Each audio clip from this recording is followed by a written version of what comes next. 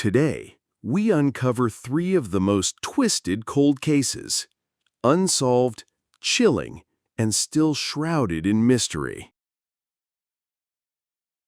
In the quiet town of Scottsville, Kentucky, Friday night lights meant baseball, families, and trust. Children played near the stands, parents cheered from the bleachers, and danger felt far away. But one October evening, that illusion was shattered. A little girl vanished in the middle of a packed stadium. What began as a search turned into a chilling homicide investigation, one that pointed to someone shockingly close to home. As the truth unfolded, friends, neighbors, and even family were forced to question everything they thought they knew. This is the story of innocence stolen, a community shaken, and justice fought for. Subscribe for more true crime documentaries. Gabby Dwan was born on December 26, 2007, in the quiet farming community of Scottsville, Kentucky. With a population just above 4,000, Scottsville was the kind of place where most families knew one another, or at least recognized a familiar face at the local store. Life here was simple and predictable, marked by the rhythms of farming and the traditions of small-town living. Entertainment options were limited, and for the people of Scottsville, school sports were more than just games. They were community gatherings. Football, in particular, held a special place. The school stadium, along with its baseball and tennis fields, served as a hub where families and friends came together. It was a tradition for parents to fill the stands, cheer for their children, and share in the collective pride of their town. Gabby's family was no exception. She was the only daughter among 3 children. Her older brother played on the football team, and she joined a cheerleading squad, embracing the same traditions that defined her community. Her parents, deeply rooted in Scottsville, spent countless evenings at the school field, watching their children participate and celebrating each moment. Gabby was described as energetic, social, and eager to be part of the excitement. She thrived in the environment of familiarity and trust that Scottsville offered. Yet it was this very setting, the closeness of a town bound by shared traditions, that made what happened next so devastating, leaving an entire community shaken to its core. On November 14, 2015, Scottsville gathered for the biggest football game of the year. The town's school team was set to face a rival from another county, and the event drew large crowds from both communities. For many residents, this was the highlight of the season, a night when the stadium came alive with cheers, lights, and local pride. Gabby's parents initially planned to leave her at home with her younger brother, but after persistent pleading, she convinced them to bring her along. Once they arrived, Gabby immediately spotted her friends and asked to join them.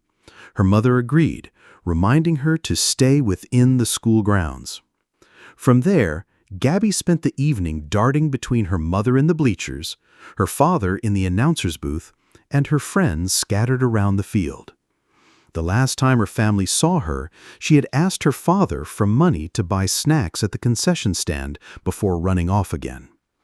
Not long after, her friends rushed to her mother, anxious and uneasy. They explained that they had been playing hide and seek, hiding together in the restroom while Gabby was supposed to find them. But she never appeared. When the girls left their hiding spot to look for her, she was nowhere to be found. Her mother and father immediately began searching, enlisting help from friends and other parents. Announcements were made over the loudspeakers, and stadium workers lit the fields and wooded area beyond. Yet 20 minutes passed without any trace of Gabby, forcing her parents to make a terrifying decision. They called the police. When Gabby's parents called the police, officers arrived quickly, aware of the seriousness of the situation. In a town where missing child cases were virtually unheard of, the urgency was immediate. Investigators feared that Gabby had been abducted and, with the stadium full of people, the potential perpetrator might still be among them. To prevent anyone from leaving unnoticed, authorities made a critical decision. They halted the football game, quietly locked down the stadium, and stationed officers at every exit. Spectators were not informed of the true reason, as officials feared panic would interfere with the search. Instead, investigators spread out across the grounds, combing every corner of the field, concession areas, and restrooms. The search then expanded into the woods near the baseball field. There, state police made a devastating discovery. In a shallow creek, they found Gabby's body. Visible marks on her neck suggested strangulation, and parts of her clothing were missing, raising immediate suspicion of sexual assault. Back at the stadium, Gabby's mother saw an ambulance near the woods and ran toward it, desperate for answers. Officers stopped her before she could reach the scene, sparing her the horror of what had been uncovered. In that moment, the investigation shifted from a search for a missing child to a homicide case. The crowd was moved into the school gymnasium. Detectives believed the killer could be among them and began interviews at once. Gabby's friends offered a crucial detail. One had noticed a man in a denim jacket outside the restroom. A ticket seller confirmed seeing the same individual, describing him as intoxicated. That sighting became the first real lead. As interviews continued inside the school gymnasium, more accounts began pointing investigators in the same direction. Several attendees reported noticing a man lingering near the women's restroom on the night of the game. His name was Timothy Madden. Witnesses recalled his distracted demeanor, noting how he seemed uninterested in the football match, even though his own son was on the field. What stood out most was his clothing, a denim jacket, the same distinctive detail mentioned earlier by Gabby's friends. Madden was no stranger to the community. A longtime resident, he was familiar to the sheriff and known for having little more than a history of traffic violations. Because of that reputation, many locals initially dismissed the idea that he could be involved. Even the sheriff found it hard to imagine. Still, detectives felt compelled to follow the lead and visited Madden late that same night. During questioning, Madden admitted having spoken briefly with Gabby. He claimed she asked him where her friends had gone during hide-and-seek, and that he simply pointed her in their direction. But detectives noticed troubling inconsistencies in his statements. His answers shifted quickly, raising red flags. When pressed about whether his DNA might be found on Gabby, he offered no explanation, responding calmly without surprise. Madden consented to provide a DNA sample and turned over the clothes he wore that evening. Investigators observed stains resembling blood on the fabric. Madden dismissed them as dirt, yet the clothing was secured for testing. Soon after, the forensic pathologist confirmed Gabby had died from manual strangulation and had been sexually assaulted. Suspicion now centered firmly on Timothy Madden. While investigators waited for DNA results, they pursued every possible lead. One came in the form of an anonymous letter, naming another student as a suspect. The letter even provided the make of his car and a license plate number. Acting quickly, police tracked him down. His alibi was firm. He had been at work during the football game. With time cards and witnesses confirming his presence, the lead collapsed. Attention then shifted closer to Timothy Madden's own family. His 16-year-old son drew suspicion after giving inconsistent statements about his whereabouts that night. At first, he claimed he had attended the game, but later seemed uncertain. He also referenced the girls' hide-and-seek game, raising questions about how much he truly knew. Detectives found the detail troubling, especially when paired with knowledge that just weeks earlier he had threatened his father with a knife during a domestic dispute. Investigators hoped to secure DNA samples from the boy, but his mother refused consent. Without her cooperation, the effort stalled. This refusal deepened unease, adding to speculation already swirling through town. Rumors spread quickly across Scottsville, with some convinced that either Timothy Madden or one of his sons had been directly involved. For Gabby's parents, the suggestion was almost unthinkable. They had known the Madden family for years. Their children had grown up on the same fields, playing sports side by side. On the night of the game, the families had even sat near each other. Now, whispers and suspicion fractured that trust, leaving the community unsettled. As tensions mounted, trouble emerged from within Timothy Madden's family. His eldest son drew police attention when he sent threatening messages to local officers investigating the case. The threats were taken seriously, and he was quickly arrested. During processing, investigators discovered he had an active warrant in another town for assaulting a minor. While the revelation shocked many, detectives confirmed his alibi for the night of Gabby's disappearance. He could not have been involved in her murder. But the episode deepened the sense of unease surrounding the Madden household. 6 days later, grief weighed heavily on Scottsville. Gabby's funeral drew hundreds of mourners, filling the church with classmates, neighbors, and friends. The community gathered to honor her memory, but beneath the mourning was a desperate longing for answers. At nearly the same moment those answers arrived, the long-awaited DNA results confirmed investigators' worst fears. Forensic analysis revealed a complete match. Semen found on Gabby's body belonged to Timothy Madden. Bloodstains discovered on the clothes he had surrendered tested positive as Gabby's. The evidence left no room for doubt. Detectives informed Gabby's parents privately during the funeral, ensuring they heard the devastating truth before news spread further. Soon after, officers moved quickly to Madden's home. There, they placed him under arrest. Madden protested, loudly declaring his innocence, but the science was undeniable. The arrest marked a pivotal moment. What began as uncertainty now hardened into fact. The crime that shattered Scottsville was tied directly to someone they all knew. As the case advanced toward trial, Timothy Madden's defense team firmly declared his innocence. His attorney questioned the reliability of the evidence, pointing to the condition of Madden's clothing. If Gabby's body had been discovered in a creek, the lawyer argued, how could Madden's jeans and jacket appear clean and dry? The defense pressed this point, suggesting inconsistencies undermined the state's narrative. Adding to this line of doubt, Madden's mother testified that her son returned home that evening acting entirely normal. He showed no signs of agitation, she insisted, offering the jury a portrait of a man whose behavior did not match the gravity of the accusations. The defense also highlighted gaps in the timeline and the absence of eyewitnesses who could definitively place Madden with Gabby at the moment she vanished. Still, prosecutors relied on what they considered the most powerful weapon in their case: DNA. The biological evidence tied Madden directly to the crime, and the state contended it was irrefutable.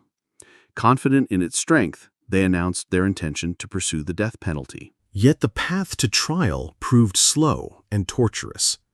Years passed as bureaucratic delays and legal maneuvering postponed resolution.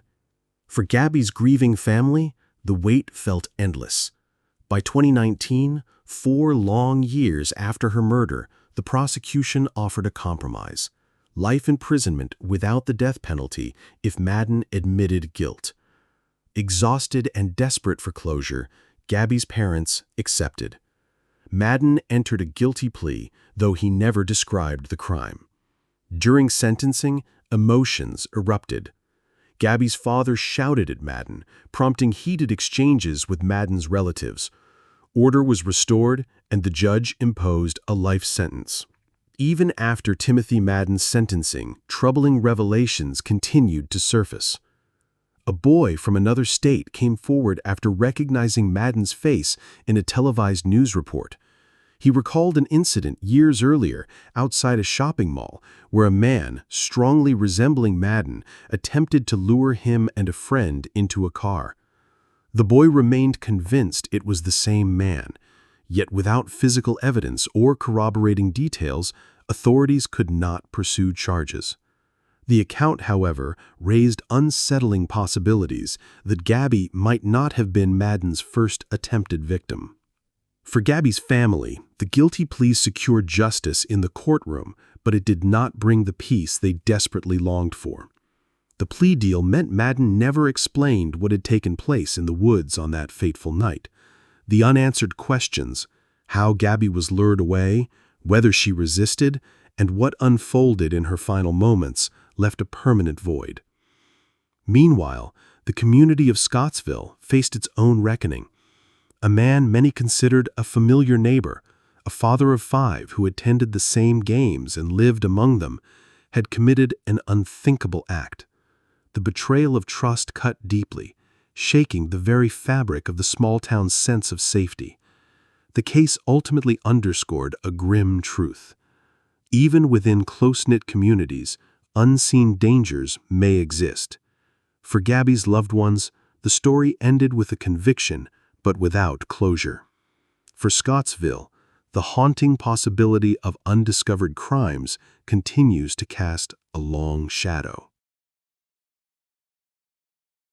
In 1975, in a small Pennsylvania town where doors were left unlocked and neighbors knew each other by name, an 8-year-old girl set out for Sunday school and vanished before she ever reached the church.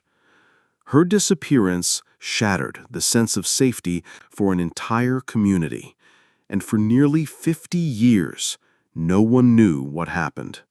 But now, decades later, a shocking confession has finally revealed the truth, and it came from one of the town's most trusted men. This is the case of Gretchen Harrington, a story of innocence lost, secrets buried, and justice delayed for almost half a century. Subscribe now so you don't miss the details of how this cold case was finally solved. Gretchen Harrington was born on June 13, 1967 in Pennsylvania, the youngest of 3 daughters in a close, church-centered family. Shortly after her birth, the Harringtons relocated to Bumo, a small town where life seemed untouched by danger. Her father took a position as pastor at the local church, quickly becoming a trusted figure in the community. Bumo was the kind of place where doors were left unlocked, neighbors greeted one another by name, and children roamed freely from yard to yard. The streets were lined with old maples, the air often carrying the scent of fresh-cut grass. Parents felt no hesitation letting their children play until the sun dipped below the horizon. For Gretchen, childhood meant long summer days spent exploring wooded trails, riding bikes with her sisters, and joining friends in games that stretched late into the evening. She was bright, curious, and deeply rooted in her faith. Active in her father's church, she regularly participated in Sunday school, where she earned top marks and the admiration of her teachers. In a community defined by trust and safety, Gretchen's life seemed secure. Yet beneath this picture of small-town harmony lay the unthinkable truth that the peace surrounding Bumo would soon be shattered, and the memory of its youngest daughter would linger for decades. On the morning of August 15, 1975, the Harrington home was filled with quiet anticipation. Gretchen's mother and newborn sister were due to return from the hospital, and Gretchen wanted to be there when they arrived. But her father, mindful of her flawless Sunday school attendance, encouraged her to go. Reluctantly, she agreed. She dressed neatly, took her well-worn Bible, and stepped outside. For Gretchen, walking alone to church was unusual. Normally, she went with her sisters. That morning, though, it was just her, following the short route of less than a mile. Sunday school that day was divided between two locations, beginning at Trinity Church, then continuing at the Harringtons' own church where her father preached. By late morning, the schedule appeared to be proceeding as planned. But at 11:30 a.m., her father scanned the arriving group and felt a sudden unease. Gretchen was nowhere in sight. He quickly called Trinity Church, speaking with the wife of Reverend David Zanstra. Her words cut through the calm of the day. Gretchen had not been there at all. In that moment, the rhythm of the small-town Sunday broke. A simple walk to church, one she had taken without worry, had dissolved into uncertainty. And in Bromo, where safety was assumed, the first threads of dread began to unravel. When Gretchen failed to arrive at either church, her father acted without hesitation. He got into his car, driving quickly between Trinity Church and his own, scanning sidewalks and side streets for any sign of his daughter. Phone calls followed. Friends' parents, Sunday school classmates, anyone who might have seen her that morning. The answer was the same each time. No one had. Realizing the situation was far from a simple delay, the family contacted police. News of Gretchen's disappearance traveled fast in Bromo. Within hours, hundreds of residents joined officers in the search. They combed through the town, pushing into wooded trails, open fields, and along the edges of the nearby riverbank. The air above thumped with the sound of helicopter blades, its crew sweeping the area from above. Flyers bearing Gretchen's photograph and description appeared in shop windows, on telephone poles, and in church foyers. Still, as the sun set on that first day, not a single lead emerged. The following morning, the search expanded. Volunteers pressed deeper into the forest.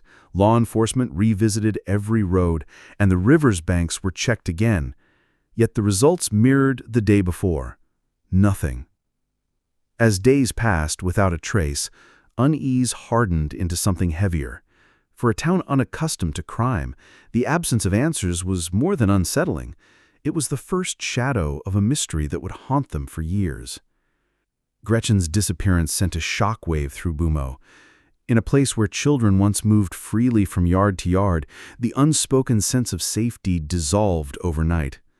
Parents who had trusted the town streets now hesitated to let their children out of sight. The change was immediate. Playgrounds sat quieter, bikes stayed in garages, and what had been routine freedoms were replaced with constant supervision.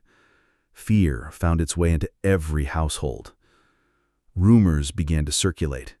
Some whispered she had run away, though few believed it. Others suggested she may have drowned in the river, a theory that pushed searchers back to its banks. But the most disturbing thought, one that spread with hushed voices, was abduction. Precautions became part of daily life. One mother, gripped by worry, cut her daughter's hair short, hoping she might be mistaken for a boy. Children no longer walked to school or church alone. Witness accounts trickled in. Several reported seeing a girl who matched Gretchen's description approached by vehicles, a green station wagon in one instance, a white Cadillac in another, near the church that morning. Investigators followed every lead, tracing the owners of similar cars. Each path ended the same way. No connection, no progress. In Bromo, the fear was constant, the questions unending, and the silence surrounding Gretchen's fate only deepened the town's unease. 4 days after Gretchen vanished, a possible lead emerged. A pair of shorts, similar to ones she often wore, was discovered in Westchester. For a brief moment, hope flickered that this might provide answers. But when her mother examined them, she confirmed they were not Gretchen's. Weeks stretched on, each day without progress deepening the community's despair. The search effort, once filled with hundreds of volunteers, was eventually called off. With no sign of Gretchen in the surrounding area, attention shifted entirely to investigation. Detectives followed every tip, but leads were scarce and most ended quickly. As September passed into October, hope was fading, replaced by the heavy reality that the case might never be solved. Then, on October 14th, more than 2 months after her disappearance, a jogger in a national park about 20 minutes away noticed something unusual in the brush. Upon closer inspection, it became clear: human remains. The body was that of a young child. Nearby, clothing had been placed in a neat pile. Gretchen's mother was brought in to view the garments.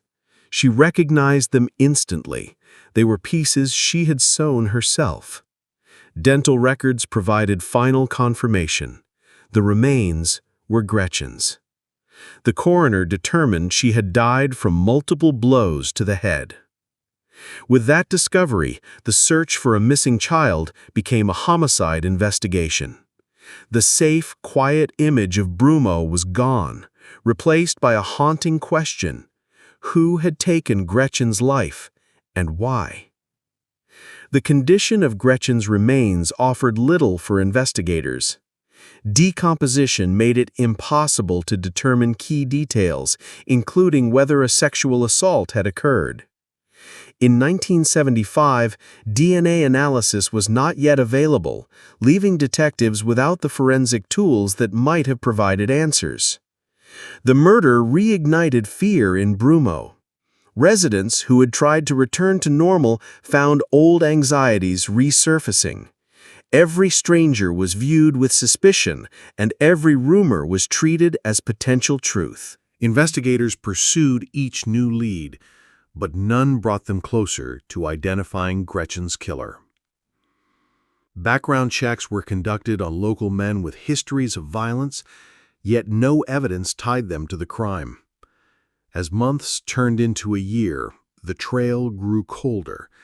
The case, once urgent and all-consuming, stalled. Officially, it remained open, but momentum was gone.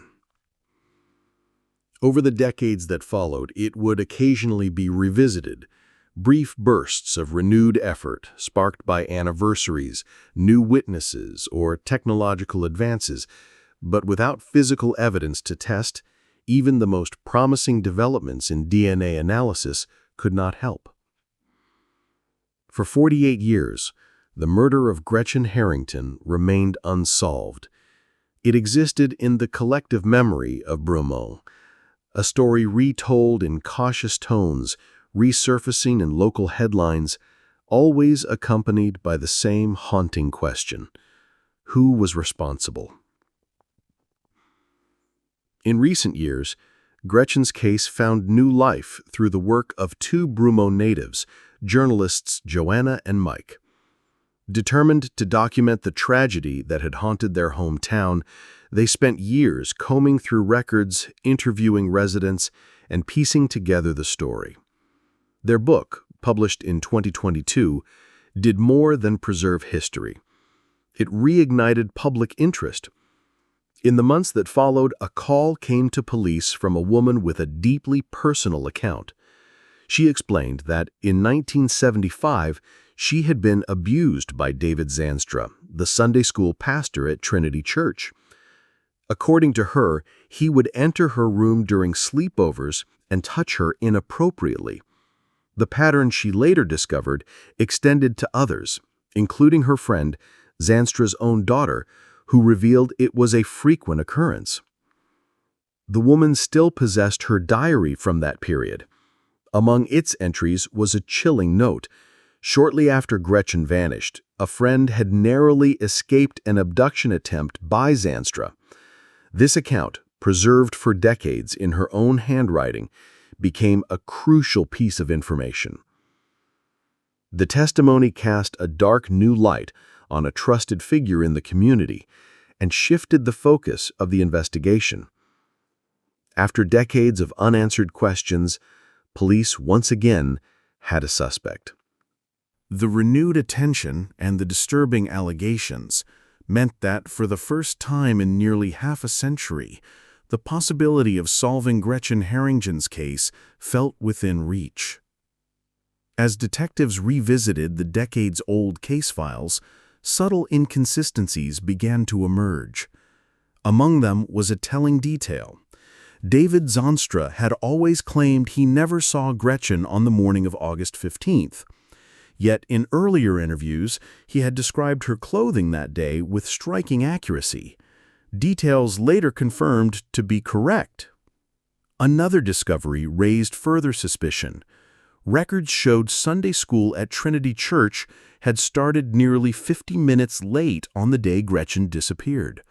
That unexplained gap provided more than enough time for an abduction and murder. Witness accounts from 1975 came back into focus. One had reported seeing a green station wagon near the church that morning. Investigators confirmed that Zonstra, at the time, owned a vehicle matching that description. With the new testimony from an abuse survivor and these mounting discrepancies, detectives traced Zonstra to his home in Georgia. He was now 83 years old. When questioned, Zonstra initially denied any role in Gretchen's disappearance, but as investigators confronted him with the abuse allegations and the inconsistencies in his story, his resistance began to crack. Eventually, he admitted what had happened. He confessed to luring Gretchen into his car under false pretenses, driving her to a remote park and assaulting her. When she resisted, he killed her. Zonstra then concealed her body before returning to lead Sunday school as if nothing had occurred. After 48 years, the truth was finally spoken aloud, closing one of Burmo's most haunting chapters. Following his confession, David Zonstra was taken into custody and extradited to Pennsylvania to face charges for the murder of Gretchen Harrington. For investigators, the arrest brought resolution to a decades-old mystery, but it also opened the door to new questions. Given Zonstra's long career as a pastor, serving in multiple states over several decades, detectives began to suspect he might have other victims. His access to children through church programs and community events meant opportunities for abuse could have been frequent. DNA samples were collected from Zonstra, not for Gretchen's case, which lacked physical evidence, but to compare against databases of other unsolved crimes. One potential connection surfaced: the 1991 disappearance of 4-year-old Amanda Campbell in California. At the time, Zonstra had been working at a church in the area. While no physical evidence has yet tied him to Amanda's disappearance, investigators noted the unsettling similarities between the two cases. The trial for Gretchen's murder has not yet begun. Legal experts caution it could be delayed if Zonstra attempts to retract his confession, a possibility that would force prosecutors to rely on circumstantial evidence and witness testimony gathered nearly half a century later. Meanwhile, authorities continue to investigate Zonstra's past, combing through records, interviewing former parishioners, and reviewing cold cases. For now, the hope is that the arrest not only brings justice for Gretchen, but also uncovers any other crimes still hidden in the shadows. Nearly 50 years after Gretchen Harrington vanished, the truth has finally been spoken aloud. David Zonstra's confession closed one of Burmo's darkest chapters, but it didn't erase the scars. For the people who grew up here, this is not just a solved case, it's a reopened wound. Every street corner, every church pew still carries the shadow of that summer in 1975, the day innocence left, the day trust was broken. And while one question has been answered, others now demand attention. How many more victims might there be? How many towns, far beyond Burmo, carry untold stories connected to this man? Investigators are still digging into old records, into cold case files, into the memories of those who once thought they were safe. The hope is to uncover every hidden crime before time runs out, before witnesses are lost, and before the truth slips away again. The trial for Gretchen's murder has yet to begin. Whether justice will come swiftly or at all remains uncertain. But one thing is clear: this case is no longer frozen in the past.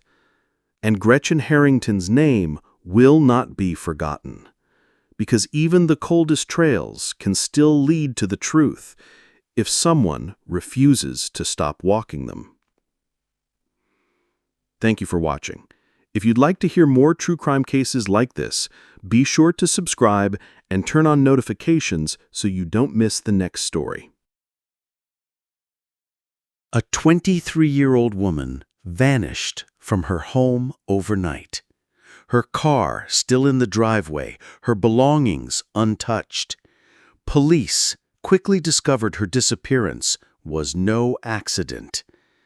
What they uncovered was like something out of a horror movie, and it led them straight to a predator hiding in plain sight. This case is one of the most chilling I've ever covered. If you're interested in true crime stories like this, make sure to subscribe for more videos. Ellen Weik, known to her family and friends as Ellie, was born on May 17, 1995, in Minneapolis, Minnesota. Later, she and her parents, along with her sister, moved to Ohio and settled in Westchester Township. From childhood, Ellie stood out for her creativity. She loved turning scraps into handmade crafts and decorating whatever space she was in. She also had a passion for colorful, eccentric clothes that made her easy to spot in any crowd. But most of all, she loved being outdoors. Whether it was climbing trees, lounging in a hammock, or simply soaking in the quiet of nature, Ellie could spend hours outside without a care in the world. After finishing high school, Ellie attended a local college and earned her cosmetology license. Soon after, she started working as a hairstylist. By the summer of 2018, 23-year-old Ellie was living independently and still working at the salon she loved. On Sunday, July 29th, a friend dropped by her house. The two of them sat in the backyard, talked for a while, and then he left. Later that night, Ellie exchanged texts with a few other friends, but the next day, everything went silent. She stopped replying to messages, and when people tried calling, they discovered her phone had been turned off. Concerned, Ellie's mother drove to her house. She saw her daughter's car still parked near the garage, and all of Ellie's belongings were inside, except for her phone. Something was terribly wrong, so she immediately contacted police. She also told them that she already suspected who might be involved. Ellie had confided in her several times about a man who had been stalking her for months. It all began in February 2018, roughly 6 months before Ellie went missing. A strange man started contacting her through social media. At first, he seemed harmless, but soon his messages grew increasingly unsettling. He began asking bizarre questions about her thoughts on mass killings and behaving in disturbing ways. When Ellie tried to block him, he always found a way back, using new accounts or different platforms to reach her. Then, in April, things escalated dramatically. One night, Ellie received a video filmed through her own kitchen window. In the footage, she could be seen quietly placing stickers into a scrapbook. The angle showed the video had been taken from less than a yard away. Even worse, the man filming was naked and pleasuring himself while recording her. He continued sending more videos and photos just like that. Ellie was terrified. Not only had this man found out where she lived, but he was brazen enough to invade her property and spy on her at night. She finally went to the police with all the evidence: messages, fake accounts, and those explicit videos.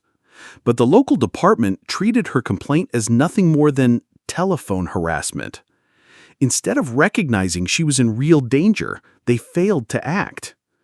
The stalker had been using virtual phone numbers that required a court order to trace, but investigators never filed for one. They didn't even attach the disturbing photos and videos to her official report.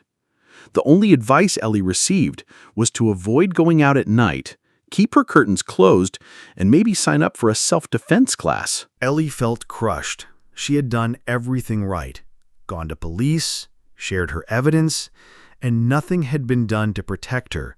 The harassment continued nonstop. Her mental health deteriorated, and she slipped into anxiety and depression, consumed by fear. Her mom also tried contacting police. They sent a patrol car once, but the officer only drove by, lingered for about 5 minutes, and then left. Nothing changed. In May, a breakthrough finally came. While talking to a friend about the situation, that friend managed to trace one of the stalker's fake Snapchat accounts back to a real profile, a man named Michael Strauss. Ellie immediately recognized him. She had briefly dated Michael when she was 17, but hadn't spoken to him in years. Now she knew exactly who was tormenting her. She returned to police with this crucial information, but once again, they took no action. They never questioned Michael or issued a warning. And the harassment only got worse. Michael's messages turned into direct threats. Ellie grew so frightened of being alone that her friends often stayed overnight at her house. But on July 29th, the night before she vanished, no one was there. She had asked the same friend who visited earlier that day to stay, but he was dealing with a painful toothache and declined. When investigators began investigating her disappearance, they checked her phone records. They discovered her phone had stayed in the house until about 3 a.m., when it was suddenly shut off. Looking at her social media, they found Ellie had recently been messaging someone named Nate. She had invited him over and he agreed, but added that he wouldn't bring his phone and would simply knock when he arrived. Later, Ellie canceled the plans. But when investigators traced Nate's account, they discovered it was tied to the same type of virtual phone number Michael had used. Ellie's friends revealed she'd been talking to Nate online for 6 months, though she had never met him in person. Detectives concluded that Nate was just another one of Michael's fake identities, and Ellie had told him she was home alone that night. Police soon obtained warrants for Michael's accounts and devices. Everything pointed back to him.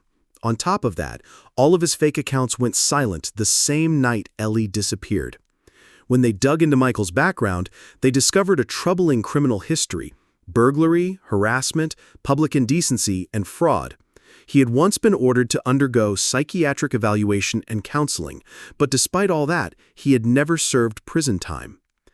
Investigators searched his house and seized his electronics. Data revealed his phone had pinged near Ellie's home the night she vanished. Evidence also confirmed he was behind all the fake accounts. Even more disturbing, just 53 minutes after Ellie's phone went dark, Michael created a brand new account to begin harassing another woman. Inside his home, police found Ellie's driver's license, strands of her hair, and a stone from her favorite necklace. They also discovered handcuffs bolted to his bed. Michael's internet searches painted a chilling picture. 4 months before Ellie vanished, he looked up, "How long does a human body smell?" 3 weeks before, he searched about missing women in the area. 1 week later, he Googled "how to survive in prison." 10 hours before Ellie disappeared, he read an article about the Cincinnati Strangler. Cell tower data and a Google Maps screenshot from Michael's phone eventually led investigators to a field near his home. There, search dogs uncovered human remains hidden in tall grass. Nearly a month had passed, and the body was badly decomposed, but dental records confirmed it was Ellie. Although the cause of death couldn't be determined with certainty, investigators strongly suspected strangulation. Michael had researched serial killers who strangled their victims, and Ellie's wrists showed signs of being bound with zip ties. When questioned again, Michael admitted to killing Ellie but gave a bizarre story. He claimed she had agreed to film a violent adult video with him, which went too far and ended in accidental strangulation. He insisted it was all on camera, though he claimed to have destroyed the footage. Detectives didn't believe him. They believed the more likely scenario was that Michael tricked or forced Ellie to leave her home, brought her back to his, restrained her, killed her, and then dumped her body in the field. Michael's devices revealed dozens of photos and videos of other women, many secretly recorded while jogging or walking alone. Though he insisted he never harmed them, his search history suggested otherwise, looking up jogging spots, local attacks, and unsolved crimes. They even considered him a suspect in other cases, including the 2011 disappearance of 21-year-old Caitlin Markham. She, too, had been stalked before vanishing, and her body was later found. Investigators learned Michael had ties to her fiancé, who eventually turned out to be her killer in 2023. As for Ellie's case, prosecutors built an overwhelming case against Michael. His defense attorney attempted to shift blame, suggesting her anxiety and medication might have contributed to her death, a claim quickly dismissed. In the end, Michael took a plea deal 2.5 years after Ellie's murder. He pled guilty in court and received a life sentence with the possibility of parole after 17.5 years. Even his own mother spoke in court, asking for the harshest punishment possible. While Michael is now behind bars, Ellie's family and friends still struggle with the reality that police had many chances to protect her but failed to act. Their inaction left her vulnerable, and ultimately, it cost Ellie her life. Ellie's story is heartbreaking, and sadly, cases like hers happen far too often.